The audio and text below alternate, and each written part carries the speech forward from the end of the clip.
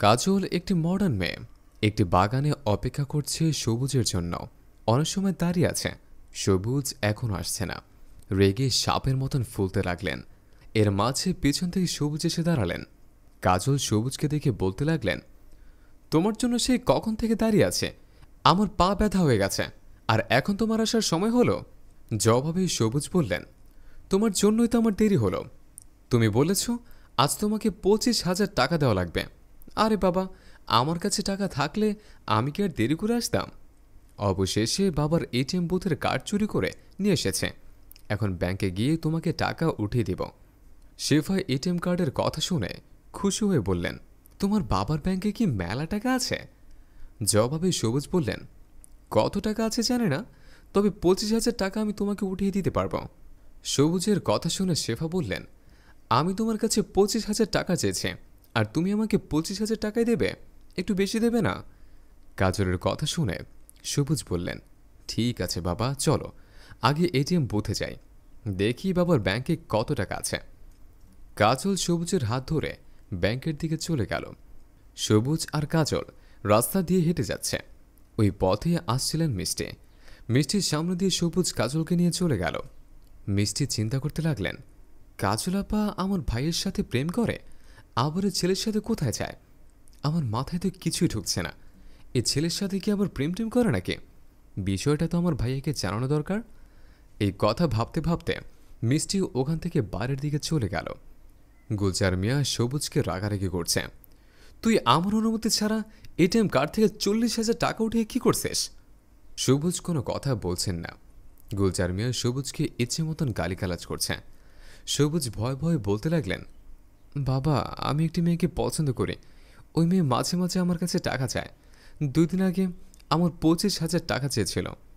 আমি তোমার ATM card চুরি করে নিয়ে এটিএম বুথ থেকে ওকে 40,000 টাকা উঠিয়ে দিয়েছে।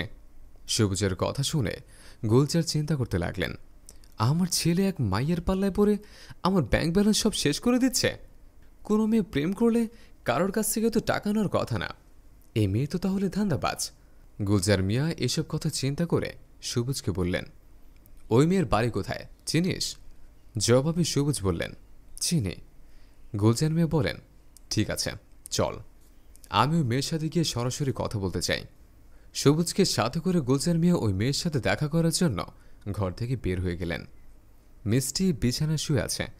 এর মাঝে আরিফ এসে গায়ের জামা খুলতে লাগলেন। মিষ্টি আরিফকে বলতে লাগলেন, ভাইয়া, আজ 2 দিন তুমি বাড়ি ছিলে না, তোমার কাছে একটা কথা বলার জন্য আমি পথে আছে। জবাবে আরিফ বললেন, কি বলবি বল। মিষ্টি বললেন, কাজলকে দেখলাম 2 দিন আগে একটা ছেলের হাত ধরে রাস্তা দিয়ে যেতে, আমার সামনে দিয়ে চলে গেল, বাট আমার সাথে কোনো কথা বলল না। আমার তো মনে হয় ওই ছেলের সাথে কাজলের সম্পর্ক আছে, তা না হলে যেইভাবে ডলাডলি করতে করতে গেল।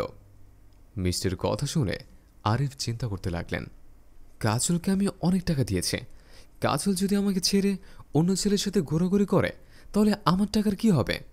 মিষ্টি বললেন, ভাইয়া, কি চিন্তা করছো? তুমি গিয়ে কাজলকে জিজ্ঞেস করো ওই ছেলে কি হয়। আরিফ মিষ্টির কথা শুনে কোনো কথা না বলে ঘর থেকে বের হয়ে গেল। ড্রয়িং রুমে গুলজার মিয়া মিষ্টিকে বলছে, তুমি কোন সাহসে আমার ছেলের কাছ থেকে 40,000 টাকা নিয়েছ? এখন এই মুহূর্তে আমার টাকাগুলো দিয়ে দাও, আমি আমার ছেলেকে নিয়ে বাড়িতে চলে যাই। কাজল আর কাজলের মা পাশাপাশি দাঁড়িয়ে আছেন, কোনো কথা বলছেন না। এর মাঝে আরিফ এসে হাজির। আরিফ এসে কাজলকে বলতে লাগলেন, 2 দিন আগে তুমি এক ছেলের হাত ধরে রাস্তা দিয়ে ডলাডলি করতে করতে গেছ, ছেলেটা তোমার কি হয়? আরিফের কথা শুনে কাজল আর কাজলের মা মাথা নিচু করে রইল, কোনো কথা বলছে না। সবুজ অবাক হয়ে বললেন, 2 দিন আগে কাজল তো আমার সাথেই গেছে, কাজল আমার সাথে গেলে আপনার কি? জবাবে আরিফ বললেন, কাজল আমাকে পছন্দ করে, আমার কাছ থেকে এখন পর্যন্ত 80,000 টাকা নিয়েছে। ও যদি আমাকে ভালোবেসে থাকে তাহলে আপনার সাথে রাস্তা দিয়ে ডলাডলি করতে যাবে কেন? আরিফের কথা শুনে কাজল মাথা উঁচু করে ভাবতে লাগলেন, আজ আমি ধরা খেয়ে গেছি, আজ আর আমার রক্ষে নেই, কারো দিকেই তাকাতে পারছি না। আর কিভাবে ওনাদের দিকে তাকাবে? কাজল তো একজন ধান্দাবাজ প্রেমিকা। কাজলের মা বলতে লাগলেন, বাবা, তোমরা একটু থামো, আমি কাজলকে জিজ্ঞেস করি ও টাকা এনে কি করেছে। কাজলের মায়ের কথা শুনে গুলজার মিয়া বললেন, আপনার মেয়েকে আর কোনো কিছু জিজ্ঞেস করতে হবে না। আপনার মেয়ে একটা ধান্দাবাজ। আপনার মেয়ে এত টাকা নিয়ে কি করে, এটা কি আমাদের বোঝার বাকি আছে? আপনি আপনার মেয়েকে দিয়ে ব্যবসা শুরু করেছেন। আল্লাহ তাআলা সুন্দর একটা মেয়ে দিয়েছে, আর এই মেয়েটাকে হাতের হিসেবে আপনি ব্যবহার করছেন। আপনার মতন মা থাকতে একজন শেয়ানা মেয়ে কিভাবে পরপুরুষের সাথে রাস্তাঘাটে ডলাডলি করতে পারে? একটা না, দুইটা ছেলের সাথে সম্পর্ক করে। এদের বাবার টাকাগুলো আপনার মেয়ে এনে আপনার হাতে দিচ্ছে।